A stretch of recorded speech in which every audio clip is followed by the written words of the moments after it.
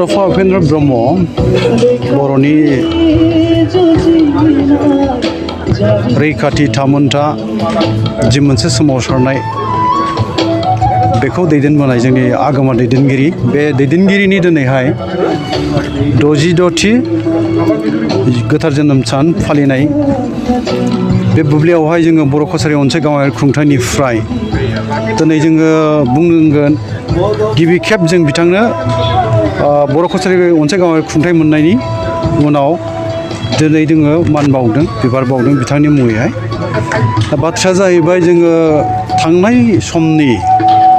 गोलाव सोमावसारनाय जारिमिनफोर बेफोरखौ जेब्ला जोङो सावरायनो गोनां जागोन बा जोङो बिजिरनो गोनां जागोन बेवहाय गोबां बाथ्रा दङ बर' हारिनि थैनाय थांनायनि बाथ्रा मोननाय मोनैनि बाथ्रा गोबां जोङो सातजारला खैना खैफोदजों सहायबोनांनायनि बाथ्राफोर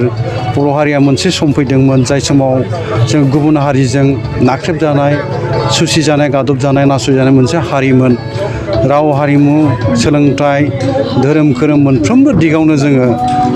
नाख्रेबजाबोनो हमदोंमोन फोजोबस्रांनो नागिरदोंमोन बर'फोरनि मुं मुसे गासैखौबो सिलिंखार खालामनो नागिरदोंमोन बे खैसारा दिनैबो जोबस्रांलांथारबाय होननानै जों दाबो बुंफैनो हाया दा जोङो नंगौ सम मोनसे बड'फानि दैदेननायाव जोङो बाहागो लाबोदोंमोन बर'फोरनि थाखाय आलादा रायजो नागिरनानै सनकसनिफ्राय सदियासिम बेयो बुरलुंबुथुर दैमानि साहा सेरफाङाव जोङो 1 नं दाबि हिसाबै दुलाराय बर' फरायसा आफादनि दाबिखौ लानानै नैथि दाबि दंमोन जोंहा बुरलुंबुथुर दैमानि खोला सेरफाङाव थानाय बर'फोरनि थाखाय ट्राइबेल बा बर'फोरनि थाखाय मोनसे नीलाचल अट'नमास काउन्सिल दानाय बे नैथि बर'फोरनि दाबिमोन दुलाराय बर' फरायसा आफादनि थामथि दाबि दंमोन कार्बि आंलं आरो सा काछाराव रायजो जानाय बर'फोर बे बर'फोरखौहाय हाजोआरि ट्राइबेल गनायथि मोनहोनांगौ बे मोनथाम राजखान्थि दाबिखौ लानानै गोलाव सम सोमावसारदों आरो जों बे सोमावसारनायनि गेजेरजों दिनैसिम बुंनो थाङोब्ला बर'फोर सोमावसारनायनि गेजेरजों मोनथामथ' गोरोबथा खालामबाय गिबि गोरोबथा जों खालामनो मोनदोंमोन 1993 मायथाइनि 20 फेब्रुवारि बेयो दुलाराय बर' फरायसा आफादजों आरो आसाम सरकार आरो भारत सरकाराबो बेवहाय उइटनेस हिसाबै दंमोन बे जादों बिनि उनावहाय BLT भारत सरकार आरो आसाम सरकारजों नैथि बर'नि गोरोबथा जादोंमोन BTC गोरोबथा बे 2003 मायथाइनि 10 फेब्रुवारियाव आरो थांनाय 2020 मायथाइनि 23 जानुवारियाव जोङो BTR बर'नि थामथि गोजोन गोरोबथाखौ खालामनानै लाबोबाय बावहाय थांखिफोर मावनो लानाय बे थांखिफ्रा जों मोजाङै मावहैनो हागोन ओंखायनो जोंनि दानि बर' कसारि अनसाइ गावारि खुंथायनि जि मोनसे दावगानाय बे नाथाय एसे गोजोनथाव बाथ्राबो बुंनांगोन थांनाय बोथोरावहाय जि मोनसे जोंनो 13.50 कौटि रांनि जि 13.50 लाख रांनि जि मोनसे जोंनो अनसुंथाइ रां बावजायाव हमनाय जादोंमोन बेयो सरकारा हगारबाय जोंनि बर' कसारि अनसाइ गावारि खुंथायनि जि मोनसे एकाउन्ट्स दं बावहाय बे हाबफैबाय बे गोजोनथाव बाथ्रा जोङो जि माखासे बिथांखिफोर लानानै जिल्ला जोङो मावनो जोङो थांखि लादों बा जोङो मावनायनि थाखाय लाहार फाहार खालाम बे जाफुंसिगोन होननानै मावनो हासिगोन होननानै जों बुंनो हासिगोन दिनै बिनि थाखायनो मावफुं मेलबो जौहाय जिरायगोन गावारि खुंथायनि एक्जिकिउटिभ काउन्सिलनि मिटिं दङ जोंहा दसे उनावहाय बावहाय जों माखासे थांखि आजावगोन आरो बे थांखि आजावनायनि गेजेरजों मावनो लानाय जि मोनसे जोंनि लामा बेखौ जों रोखा खालामनानै लाहैगोन सुक्तिनि सायाव दाख्लै बावैसो जे PIL होदों बिनि सायाव जोंनि कसारि काउन्सिला माबा मोनसे गोहोम गोग्लैगोन नामा जोंनि बर' कसारि अनसाइ गावारि खुंथाया बावहाय माबा मोनसे गोहोम गोग्लैनांगौनि बाथ्रा आं नुहुराखै मानोना जोंनि बर' कसारि अनसाइ गावारि खुंथाया रोखायै आसाम सरकारनि सिङाव दाजाफिनबाय दाजानानै होजाखाबाय मानोना जोंनि बर' कसारि अनसाइ गावारि खुंथाया मिरु सरकारजों बा भारतनि संबिजितजों बे सोमोन्दो गैखाया बेयो ओरैनो उफ्रा मोनसे लांनानै दाजाबहैफानाय मोनसे माखासे बिनि गासैबो माने गोहोफ्रा बा जोंनि मावनो गोनां खामानिफ्रा रायजो सोरखारनि सिङावनो दंखायो रायजो सोरखारनि एक्टियारनि सिङावनो दंखायो ओंखायनो बावहाय PIL होदों होननानै दाख्लैनि जि मोनसे BTR एकर्डखौ लानानै PIL होलायदों बेजों जोंनि माबाया बर' कसारि अनसाइ गावारि खुंथाया जेबो खहा जागोन बा माबा मोनसे जेंनायाव मोगा मोगि जानांगोन आं नुहुराखै आरोखि नाथाय जायखिया बे बाथ्राया रोखा जोङो जानांगोन जोंनि गेजेराव बांद्राय बेखौ लालायनानै जि मोनसे गावजों गाव गोरोबलायै एना एनिखौ नुदों बे जानो नाङा जिरायनांगौ थाबैनो जिरायनानै बेखौ बोरै मोजां लामाजों सुस्रांनो हायो बेनि लामाखौ लानांगौ आं बेखौसो खावलायनो लुबैगोन दिनैनि बे 66थि बड'फानि गोथार जोनोम सान फालिनायनि गेजेरजों आङो खावलायनो लुबैगोन बड'फाया बेबायदि हिंसा हिंसि गावजों एना एनि जानायखौ लुबैयाखै आरो बर' माहारि दानाय बर'खौ मोनसे गेरेमसा जौगासार हारि दानाया बयहाबो बेवहाय बिबान दंखायो आरो जों खौसे जाब्लासो जों बेखौ मावनो हागोन बेबो रोखाखा ओंखायनो आंनि नुहुरनायाव बा आंनि मोन्दांथियाव आं बेखौनो बुंनो लुबैगोन जे जोंनि गेजेराव जेबो दांगा हांगामा आरोबाव जानो नांला आरो दैदेनगिरिफोरनि फारसे जोंनि गागि दैदेनगिरिफोर आगुनि दैदेनगिरिफोरखौ थामथि गोजोन गोरायाव खालामनानै लाबोबाय बावहाय दुलाराय बर' फरायसा आफादा फ्रन्ट लाइनाव थादों एनडिबिनि मोनब्रै हान्जा थादों आरो जों खौसेथि बर' सुबुं आफाद बर'नि माहारि आफाद हिसाबै बे मोनथाम गासैथ' माने एनडिबिया मोनब्रै हान्जा जानायलाय जोङो गासै मोनद' हान्जाया बाहाय ज' जानानै थामथि गोरोबथाखौ खालामनाय जादोंमोन दा बाथ्राया जाहैबाय थांनाय बोथोरनि बाथ्राफोर बड'फानि सोमावसारनायनि गेजेरजोंनो बे फैदों बे दाहारा फैदों आरो बे दिंग्रा बिन्दा फैदों बर'फ्रा दिनै मोननै काउन्सिल मोनफैनो हानाया बड'फानि गिदिरथार बेवहाय बिहोमा दङ बड'फा जोनोम जाफैयामोनबा बर'नि गेजेरावहाय बर'फ्रा बे सोमावसारनायखौ दैदेननांगौ गोब्राबमोन आरो दिनै जोंनि बे मोनफुंफैनाया बे हयथ' जों साननांगोन बे जाफुंनायानो नङामोन जों बेखौ बुंनो हायो आरो बर'फोरनि दैदेननायाव जों बर'फ्रा बुंनो थाङोबा बा जोङो संबिजिरारि मोन्थाइ नागिरनो रोंबोदों जोङो डेम'क्रेसिनि बाथ्रा बुंनो रोंदों जोङो आरो जोङो बिदिनो जास्टिसनि बाथ्रा जों बुंनो रोंदों जोंनि हारिनि थाखाय जोङो जि मोनसे दाबिखौ लानानै जों सोमावसारनानै बर'फोरनि बै समनि दुलाराय बर' फरायसा आफादनि मोनसे स्ल'गान दंमोन डिभाइड आसाम 50-50 लोगोसे जोङो बुहुमनि बर'फोर खौसे जा आरो बर'सा देरहासार लोगोसे जै बर' हारिनि जै आरो बे हाया जोंनिखा जोंनो संबिजिरारि मोन्थाइ नांगौ जोंनो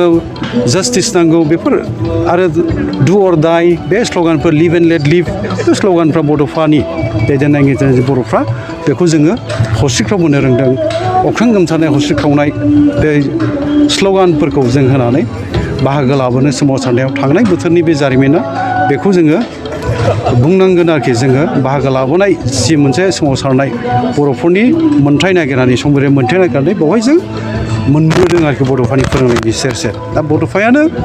बुंनो थाङोबा बर' हारिनि जों बुंनांगोन बिथांनि जि बिहोमा बे बिहोमाया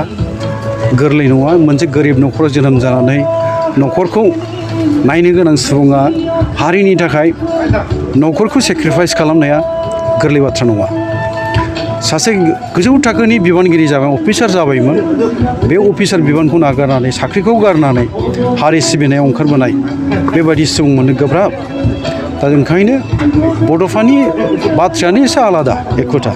बिनि गुनानो एसे आलादा आरो बियो जोंनो बेखौ फोरोंलांखादों बर' हारिखौ मोनसे समाव जोङो गेरेमसा हारि दानांगौ मास्टार रेस दानांगौ बे मास्टार रेस दानायनि मावनांगौ खामानिया गोरलैथ' नङा जों बर'फ्रा खौसे जानांगोन खौसे जोङो बयबो खामानि मावनो रोंनांगोन सोलोंथायाव जोङो दावगानो हानांगोन सोलोंथाइनि फारसे जों मोजोमथारनानै जों लेखा गोरों जाथारनांगोन बेफोर मोनसे नोजोरजोंहाय बे मोनसे थांखि नोजोरखौ लानानै बिथा खालामनानै बड'फाया सोमावसारनायखौ दैदेनबोदोंमोन दा जोंनि गेजेरावथ' दिनै गैला जों गोसोखांनांगोन ओंखायनो गैया होननानै बावनानै थांनाय बाथ्रा नङा जों जोंनि बिर जोहोलावजोफोरखौ गोसोखांनो रोङा मान बावनो रोङा बे जोंनि मोनसे दुखुनांथाव आरो जोंनि बे आखुवा जानो नांला गोदो थांनाय बोथोरा थांबाय फैगासिनो थानाय समफ्राव जोङो जोंनि बिर जोहोलावजोफोरखौ जों मान बावनो रोंथारनांगोन बेखौ जोङो गोसोआव लानानै खामानि मावनो रोंनांगोन आरोखि आथिखालाव बर' कसारि गावहाय बेमा थासारियाव दङ आथिखालाव बर' कसारि गावहारि खुंथायनि जि मोनसे हालोद दा बिनि थाथिया जाहैबाय दासिम सरकारजों जोङो मोनसे मोजां सावरायनायनि माबायाव आवगायनो नाजासेयावबो जोङो सम थासारि बेखौ लानानैहाय जों जिरायलायनो हायाखै मोनसे रायलायनायनि बाथ्राखौ बुंदों दिनै 31 मार्च जाबाय बेनि उनावहाय जों रादाब लालायनानै मानगोनां चिफ मिनिस्टारनि दैदेननायाव आसामनि जोंनि हायुङारि ट्राइबेलफोरनि जौगाखां जि बिफाननि मन्थ्रि डक्टर अनस पेगु आरो रांखान्थि बिफाननि मन्थ्रि अजन्तानि बायदेव आरो बिनि मावफारियाफोर बिफानारि बिबानगिरिफोरखौ लाफानानै मोनसे गोजौ थाखोनि रायलायनो नागिरदों आरो मानोना रायलायनाया नङाबा रायलायनायनि नामाव रायलायनायल' जाबाय थादों अफिसियेलफोरखौ लाफानाय रायलायखायाबा खामानि आवगायनो नागिरा थालांबाय थायो ओंखायनो बेखौ रायलायनो होननानै बाथ्रा होनाय दङ आरो जेब्ला रायलायनाय जागोन अब्लानो गामिखौहाय सरकारि भाबै फोसावहोनाय बेनि उनाव गामि फोसावजाखांनायनि उनावहाय बियाब दानाय बे खामानिफ्रा फैसिगोन आरो जोङो नोजोर लादों बे गामि फोसावहोनाय आरो बियाब दानाया जोब्बानो जोङो बिसायख'थि बिगोन सरकारनाव थाबै खुंना होनांगौ मानोना जेब्लासिम बिसायख'थिखौ खुंनाय जाया मोनसे सायख'जानाय खुंथाय खाबुखौ जोङो खालामना लाहैनो हाया अब्लासिम जोङो रांखान्थि मोननायफ्रा बाङाय अनजिमानिल' जायो जों ओरैनो सामलायथ'नो आन्था एसे एसे रां हरनाय जायो दा जेब्ला मोनसे बिसायख'थिनि गेजेरजों सायख'जानाय खुंथाय खाबुखौ जोङो मोनफैनो हागोन अब्ला राङाबो बुरजा फैगोन जोंनि साननो लानाय माखासे बिथांखिफोर मावनो लानाय बिथांखिफ्रा जों मोजाङै मावहैनो हागोन ओंखायनो जोंनि दानि बर' कसारि मोनसे गावारि खुंथायनि जि मोनसे दावगानाय बे नाथाय एसे गोजोनथाव बाथ्राबो बुंनांगोन थांनाय बोथोरावहाय जि मोनसे जोंनो 13.50 आगुनि दैदेनगिरिफोरखौ जों नंगौ थारैनो मान बावनो रोंनांगोन मानोना बै समनि सोमावसारनाय थासारि थांनाय माखासे समनि जे सोमावसारनाय थासारि बेजों गोरोबा बै समनि थासारिया गिलु बालुमोन हारसाफ्रा गिलु बालु जोंखौ फोजोबस्रांनो नागिरदोंमोन पुलिस मिलिटारि बाहायनानै जोंखौ बुख्रुबदोंमोन जोबथेसालि जोबनानै दोनदोंमोन सोरबाया बिदिनो गावथारजादों जिउ बावनांदों मुंख्लं जालांदों सोरबा जिनाहारि खालामजादों बेफोर गोलाव ट्रेजिक जारिमिन दुखुनांथाव जारिमिन ओंखायनो बेफोरखौ जों गोसोखाङोबा गावजों गाव रेसपेक्ट होलायनाय बा मान होलायनाय बा लालायनाय अनलायनाय आरो मोजां मोनलायनाय बे जोंनि गेजेराव लाखिनो हानांगोन अब्लानो आं सानो जोंनि गेजेरावहाय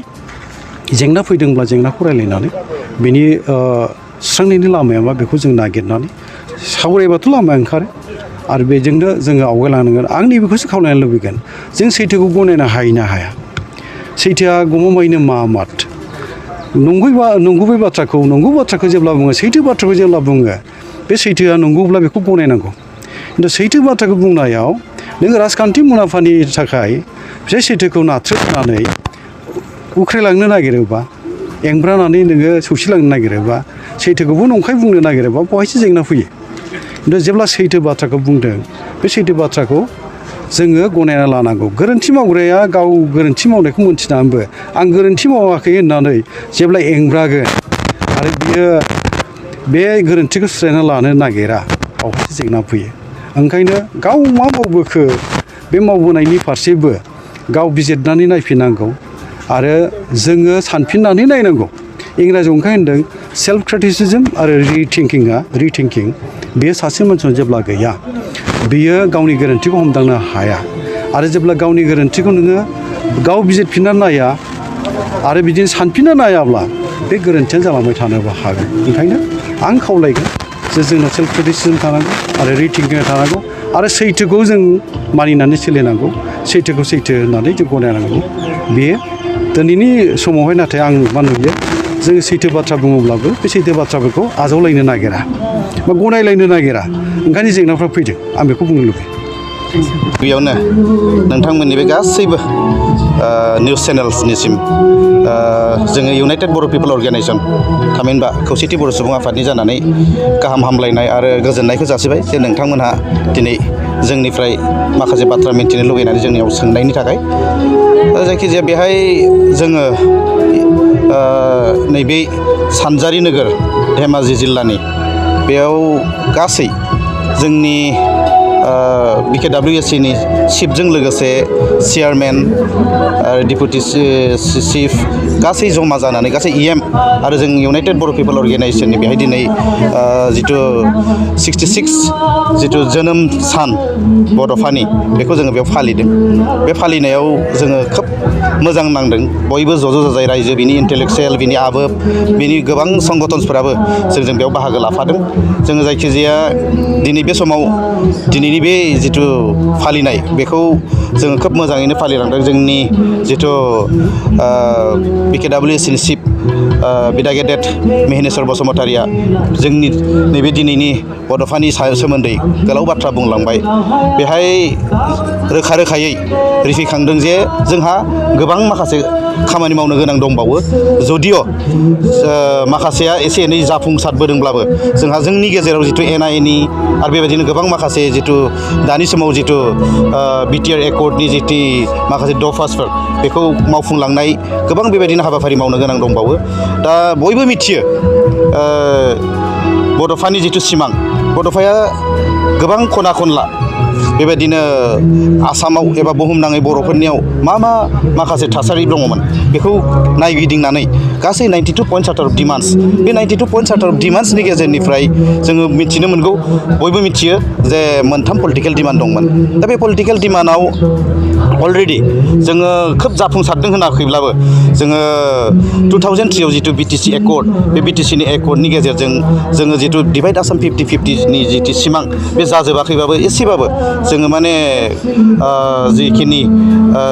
जानांगौ बेखिनिया जायाखैबाबो जों एसे एनैखौ जाबाय बा जोंखिनि एसे एनै जोंनि दानि बर' फिसाफोरखौ बेजों एसे एनै नायनो हाबाय होननानै जों मिथिगौ नाथाय पलिटिकेल डिमान्ड हिसाबै जों मोनथाम होननानै जिहेतु बुंदोंमोन बे पलिटिकेल डिमान्डआ आं दानि एसे आगोल बुंनाय बायदि बे डिभाइड आसाम 50-50 मोन दा डिभाइड आसाम 50-50 जाथ'यैयाव जोङो माने 2003 आव जिथु एकर्ड जानाय बे एकर्ड आरो नै दाखालिनि जिथु BTRनि एकर्ड बेजों जों एसे एनै दिनै वान आफ्टार आनादार जोङो एसे एपिसड बायदि मोनसे एसे डेभेलप खालामबाय थानो हादों आरो बेजोंनो लोगोसे जि मोनसे एसे डेभेलप खालामबाय थानो हादों आरो बेजोंनो लोगोसे जोंनि गेजेराव बयबो मिथिगौ आरो बे मोनथाम पलिटिकेल डिमान्डनि गेजेराव बेनो जाहैबाय मोनसेया माने मा होनो सानजा थानाय जिथु ब्रह्मपुत्रनि माने बर' फिसाफोर बिनि थाखाय नीलाचल अट'नमास काउन्सिल जाय नीलाचल अट'नमास काउन्सिलखौ गोबां समनिफ्राय जों दाबिबाय थादोंमोन बड'फानि जिथु गेरेमसा बर' माहारि दानायनि मोनसे सिमां बेबो मोनसे आद्रा सिमांमोन दा बेखौबो जोङो जुदिअ नामा एसे नमेनक्लेचारा एसे चेन्ज जादोंबाबो दानि समाव जों जिहेतु BKWSCनि मुङै जोङो मोनसे रायजो एबा बाहेरानि बर'नि बे BTRनि बाहेरानि बर'फोरनि थाखाय मोनसे बेबायदि मोनसे काउन्सिल सोरजिबावनो हाबाय दा बेयाव बे मोनथामनि गेजेराव बे मोनसेया जाबावबाय होननानै जोङो बुंनानै लानांगोन आरोबाव मोनसे दंबावो बेनो जाहैबाय पलिटिकेल डिमान्ड हिसाबै कार्बि आंलंनि जिथु बर' फिसाफोर बे बर' फिसाफोरखौ हाजोआरि ट्राइब्स हिसाबै थिसननाय बेबो गोबां समनिफ्राय जुजिबोनानै दिनैसिम जायाखै कार्बि आंलंआ दिनैहालागैसिम नैबे सोमावसारनायाव 32 जनसो शहीद जाबाय बिनि मुङै दिनैसिमहालागैबो बे जाफुङाखै दा बेनिखायनो जों बेवहाय एसे आगोलसो बुंनाय बादि बड'फानि जिथु सिमां बे दाबो आद्रायैनो दंबावो मावजोबनो नांगौ जोंहा बेखौनो जों दिनै एसे आगोल जोंनि जिथु BKWSCनि चिफ बिदा गेदेर मिहिनेश्वर बसुमतारी आदाया बेफोरखौ मोनफा एसे रायखांलांदों दा जायखिजाया बेफोरखौ मावफुंनोब्ला जोंनो माने जोंनि गासैबो बर' फिसाफोरखौ मोनफ्रोमबो बिथिङाव आफादानो होन पलिटिकेलिनो होन गासैबो जों ज' जानांगोन ओंखायनो जों दिनैनि बे समाव दिनैनि बे गोथार साननि गेजेरजों जों खावलायगोनसो जे गासैबो बुहुमनि बर'फोरा जाहाथे ज' जाजाय जोंनि मोनफ्रोमबो जिथु आद्रा सिमां जिथु मुंख्लंफोरनि आद्रा सिमां बेखौ जाफुंसार होनायाव बयबो सहाय होलायलायो हेफाजाब होलायलायो दा बेहायनो जोङो बुंनांगोन नैबे धेमाजियावनो जोङो मोनसे समाव सानजारि नोगोराव मोनसे बाथ्रानि मोनसे स्ल'गाननि गेजेरजों जोङो आवगायबोदोंमोन बेनो जाहैबाय इउनाइटेड पलिटिकेल स्ट्रागल जों इउनाइटेडलि पलिटिकेलानो होन मोनफ्रोमबो संगठननि बिथिङावनो होन जों ज' जाजाय जुदि मावलाङोब्ला जोङो निस्सय नैबे दानि जिथु आद्रा थानाय बड'फानि सिमां बे जाफुंसारगोन होननानै जोंहा मिजिं दङ बेखिनियानो गोजोनथाव खौरां गोसो गुदुं फरायसा एबा सुबुंफोरनि थाखाय टारगेट कचिं इनस्टिट्यूटआ बेसेन गोसा सुबिदा लानानै फैदों जायफोर बिथांमोना banking railway SSC insurance defence Assam police बायदि आनजादनि थाखाय साखाफारा जानो मोजां खाबु मोनाखै बैसोर बायदि फरायसा एबा सुबुंफोरनि थाखाय मोनसे मोजां खाबु सफैदों बरपेटा रोड विशाल मेगा मार्टनि साखाथियाव थानाय आमतलाव बे टारगेट कचिं इनस्टिट्यूटखौ खुलिनाय जादों आथिखालनि साख्रि मोनै आरो बेकार जेंनाखौ नोजोर होनानै बे टारगेट कचिं इनस्टिट्यूटआ सोलोंसाफोरखौ गोबां गियान होनो थाखाय राहा लादों बे टारगेट कचिं इनस्टिट्यूटआव सोलोंथाइ होनो लानाय आयदाफोरा जाबाय banking railway SSC insurance defence आरो आसाम पुलिस जायफोर सोलोंनो गोसो गुदुं बिथांमोना टारगेट कचिं इनस्टिट्यूटआव मुं थिसननो एबा गोबां मिथिनो थाखाय 8134097059 एबा 8638961177 जानबुं नाम्बाराव जगाजग खालामनो हागोन।